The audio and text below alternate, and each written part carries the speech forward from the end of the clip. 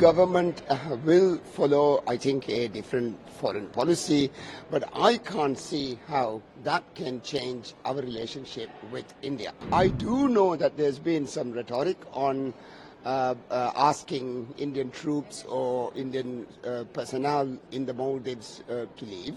Our future lies with an ever stronger relationship and friendship with India. We've had presidential elections and there is a new government. The new government will follow, I think, a different foreign policy, but I can't see how that can change our relationship with India. I do know that there's been some rhetoric on asking Indian troops or Indian personnel in the Maldives to leave. But I don't think that this is a path that the people of the Maldives would benefit. And I have spoken in the parliament, and I will continue to speak to my people, giving my view that our future lies with an ever stronger relationship and friendship with India. And also I think, and I strongly believe, that the new government will come to understand the intricacies of this, and I can't see much changing. In fact, I see this as an opportunity for Indian establishment to establish stronger links with the new government as well. I don't see things so gloomy. How critical is India in that location for Maldives, according to you, President? Oh my God! For our safety and for our security, India is paramount. You know that we are small islands in the middle of the Indian Ocean, and this ocean is a risky place. There are pirates, there are drug dealers, and I must also mention that there is China on the rise, who has a strong interest to have a bigger foothold in the Indian Ocean. We will have to be very, very diplomatic about how we go about our relations with all the countries. But we must understand that India is our neighbor, and it is there to stay. It is next door. We've had excellent relations for thousands of years, hundreds of years, and I'm sure it will continue.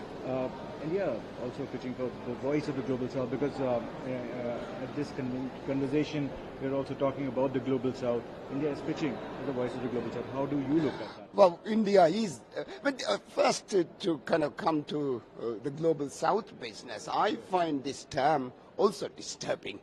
Well, yes, there is a need for us, for developing countries, to have our own views and to pronounce our own words in our matters. And India certainly is a leading country, a leader that we should all follow, and we should all try to see that we have our views in our development efforts, and not just depend on Western views in our development efforts, also in our development thoughts, in our plannings, in the manner in which we execute government projects. All this must be thought in, as you said, a southern view.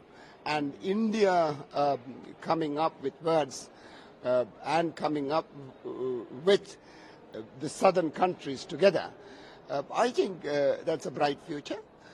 India's just had the G20 presidency, and we saw India handing it over to Brazil. So these are all kind of, Global South countries, and I am in South Africa.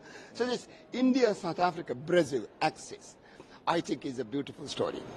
Last one would be, you have seen they are handing over to Brazil. How do you look at the Indian presidency which happened, and what would be your expectation from Brazil? Well, Indian president is to start with. They brought the African Union to the table, and we heard here how southern issues were more pronounced during Indian presidency. We saw Dr. Samir giving us the statistics of the work that they have done. It was impressive.